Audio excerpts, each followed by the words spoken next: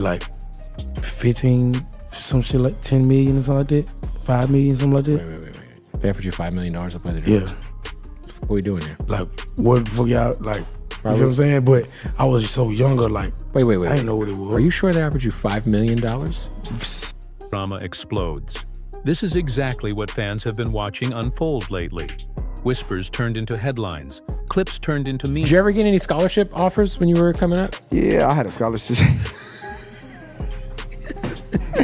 You know, Big Boogie got $5 million to play the drums. He told me about it right here. I thought he said 15. 15 million, you never know. I'm gonna tell Boogie though. Yeah, let him know. Boogie cap. Yo ass cap.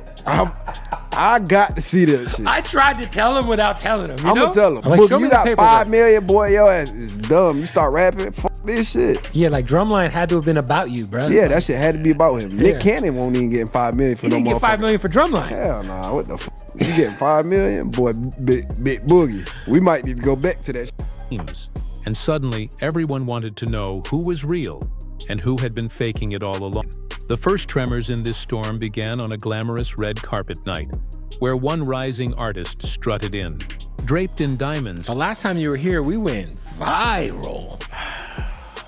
Yeah. You know what was crazy about that though? When you text me and said, we viral, let's do it again. So he must be the greatest drummer of all time. Yeah, gotta be. Gotta be. It's safe to say you just got offered to go play drums for a school. Yeah. Not millions of dollars. Yeah, not millions of dollars. Claiming numbers so high that even the interviewer's eyebrows shot up. He proudly announced the cost of each ring, chain, and charm as if he was reading out lottery winnings. The cameras flashed. The crowd gasped. And for a moment it seemed like he had locked his place as one of the biggest flexers in the game. But fans at home weren't buying it so easily. They zoomed in on the jewelry box footage that had surfaced online weeks earlier. And that's where the trouble began. Tucked neatly on those same chains was a tiny label that read, Man, I'm happy to be here. My new album, man, is in stores July 16th. Make sure y'all pick that up. We just here, baby. We feeling good. You feel me? On top now, speaking of feeling good, man, I know that was crazy right there. That's the first time we let people perform. You lost something, bro? Right there. Hold up. Is that... Homie, you lost. Yo, he almost lost the bezel. Take care of that before we continue. That's gotta go. You know what? Just hold it like that. It's all good. That's only 20K right there. It's like 50,000 just dropped right there. Says. To those in the know, that meant cubic zirconia, the cheaper cousin of real diamonds. Within hours, social media was swarming with accusations that the so-called six-figure drip might actually be. I woke up in a new Bugatti. You woke up in a new Bugatti? That person said that, man, he woke up in the watch without a bezel. Rollies don't screw off and Rosies don't fall off. You had to check up. Hey, turn up. We got to ask Ray J. Have your Rollie ever screwed off? Who? Have you ever seen the top of a Rolex or a Rolex screw off? Nah, why? What just happened? Huh? What just happened? I don't know. Somebody's shit screwed up? Somebody's shit fell off on TV or some shit like that. Be worth less than a designer jacket. The rapper clapped back, insisting that people were free to call his chains whatever they liked. He argued that style was about. I see that watch on your wrist. What happened? Yeah, ain't gonna lie. I was just as shocked as my supporters and as like everybody watching, man. Cause like I looked down, I was like, yeah, it was like it was like a real reaction, man. Like you spend so much money on a watch, spend $60,000 on that watch. You know what I mean? And for the bezel to come off of it, you know, I fired my jeweler. About how you wore it, not what it cost. But the timing couldn't have been worse. Just a year earlier, he had already been accused of stretching the truth during an interview where he claimed to have turned down a multi-million-dollar music scholarship. At the time, fans were divided. Some laughed, some shook their heads, and others genuinely wondered if the story might have been true. But when he was asked again months later, sitting in the same podcast seat, his tune had changed. He admitted the scholarship had been real, but nowhere near the grand numbers he once bragged about. By then, the damage was done. The internet had already labeled him as a serial storyteller, and in an industry where credibility is everything, that tag was not easy to shake. While that drama was still echoing through fan debates, another moment stole the spotlight. A Florida rapper once known for his chart-topping anthem walked onto the Bet Awards carpet ready to remind the world he was still shining. Dressed sharp and speaking confidently, he was mid-sentence of... As simple as that. I was fake flexing. I got caught. No, I was not a coach. I was on a Delta flight in first class. Can't explain it enough. Got me, posted it, and I just had to own up to it. Like, y'all got me. Okay. You know how many rappers lie? Right. Y'all caught me one time. Right. I will never do this again. Right. It's over. I get it. Cause somebody posted you somebody, he ain't on no private plane, he right here, there He right there. I said, asshole.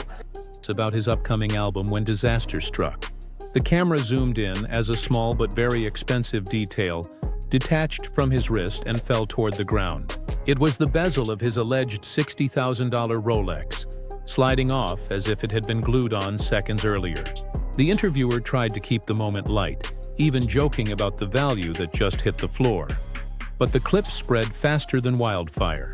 Within hours, timelines were full of jokes, edits, and remixes of the moment, each one harsher than the last.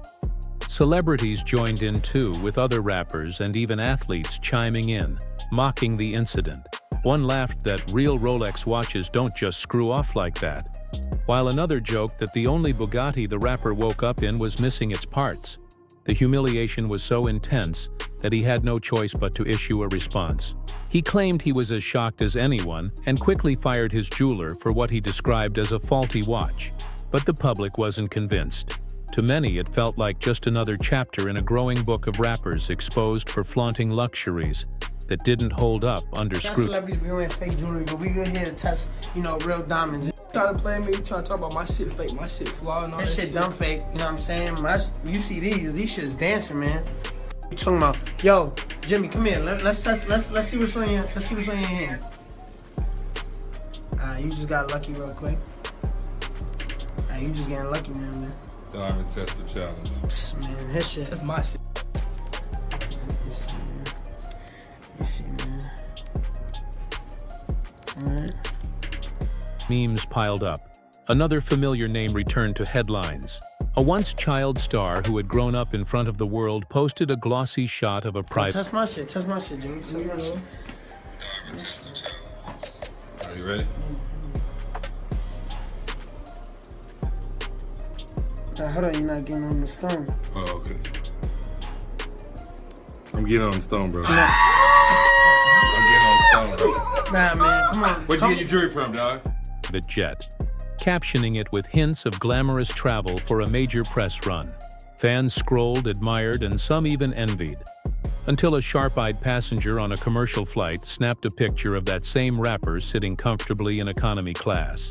Within minutes, the two images were circulating together, the caption about private jets clashing with the reality of coach travel.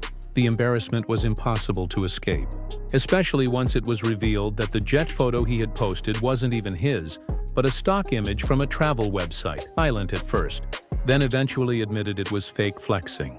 "I got caught," he said in a later interview, shaking his head with a mix of regret and defiance. "Yeah, I was fake flexing. I got caught." His honesty might have softened the blow, but it didn't stop fans from remembering other moments. Not long before, he had posted a photo. I'm saying, in Hollywood, shit crazy. Last night was crazy. I don't even remember what the happened. I got 10 bathrooms I could shit. Photo of thick stacks of cash, captioning it liquid money. But once again, internet detectives dug deeper and discovered the original photo had belonged to a millionaire entrepreneur. The exposure was brutal. Confronted online, the rapper tried to prove he had his own stacks by flashing a different set of bills on camera. But the damage was already irreversible. In a moment that further fueled... Hey, what it do? It's your boy, Soldier Boy. I'm just chilling in my $6 million penthouse. I got TMZ so mad at me and DJ Academics and everybody. Oh, he renting the crib. Oh, it's Airbnb. Bitch, I put it on Airbnb so I can rent it when I go on the road and make extra money. Why y'all so mad? Y'all so mad? Y'all got a new crib? Y'all mad because I got 10 bathrooms I can shit all day? So TMZ, thanks for the free promo. DJ Academics, you fueled the fire. The wealthy entrepreneur who had originally owned the photo challenged the rapper to put his money where his mouth was. He asked him to match a $100,000 charity donation to prove the wealth he flaunted was real. But the challenge went unanswered. For many fans, that silence spoke louder than any flex he could post on Instagram. They signed me to a deal to Atari. Big shout out to Atari, the whole staff. I'm about to revamp the company. We're gonna take Atari to the next level. Everybody go follow at Atari. I am now the owner of Atari. I own the video game company Atari. They was real proud of me and what I did with the Soulja Boy game console. You know what I'm saying? I blew Soulja Boy game up. We about to sell the company for like, was it 100? I think I'm gonna get 140 million. So Atari reached out and I just signed a deal with Atari. I signed 2 deals with Atari. I'm the owner. Instagram. Those stories were sending fans into hysterics. A new wave of drama began with one of hip-hop's most polarizing figures. He had built his brand on chaos, controversy, and rainbow-colored statements. So it was no surprise that when he joined a jeweler... First of all, Atari. Second of all, I've been making millions from my Soulja Boy game console, minding my own business. Atari, y'all pussy ass called me and said y'all wanted me to revamp y'all company. Bitch ass, y'all know what the I meant when I said I'm owning Atari. Atari is a public traded company. Can't no one man own the shit. So first of all, Atari, eat a motherfucking dick. Don't call my phone no more asking me to help y'all promote shit. Dead video game company. When nobody talk about no mother... To test diamonds live on camera, everyone tuned in. He called out celebrities who wore fake ice, bragging that his own chains were flawless. He demanded the jeweler put his pieces under the tester first, daring anyone to question him. But then came the moment no one could have predicted.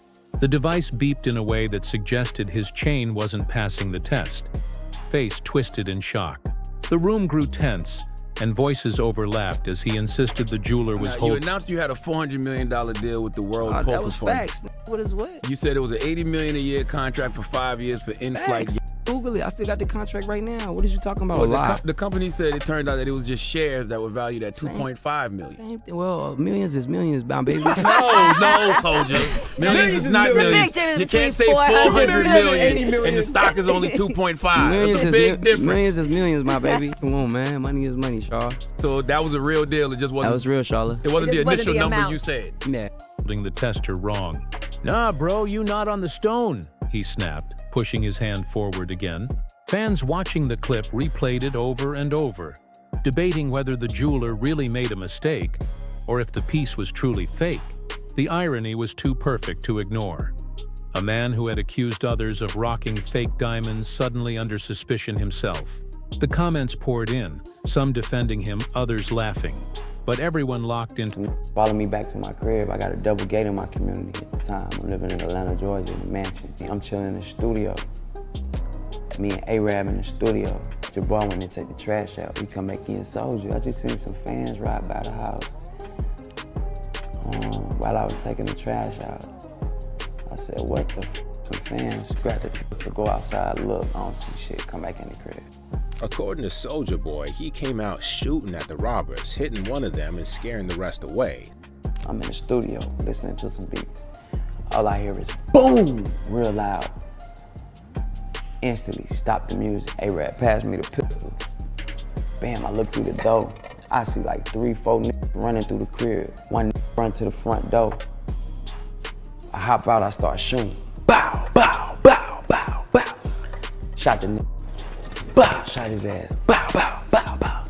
All the niggas run out the door, they run out the door. This nigga flow, walk up to this nigga, take his mask off his head. Looked at it, saw who it was. I'm like, damn. Shot his ass again. Bow!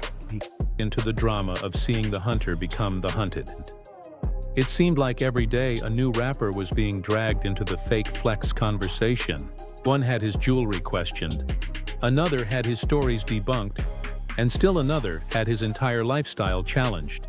Fans weren't just entertained, they were obsessed. Group chats lit up. Podcasts dedicated entire episodes to the topic, and old clips began resurfacing. It wasn't just about jewelry anymore. It was about authenticity, image, and whether the stars people looked up to were living real lives or selling crafted illusions. And behind the screens, behind the comments and the memes, insiders whispered about what this exposure really meant. Some said it was a wake-up call for artists to be more careful, to stop stretching the truth because fans now had the tools. He called out Gilly's BS.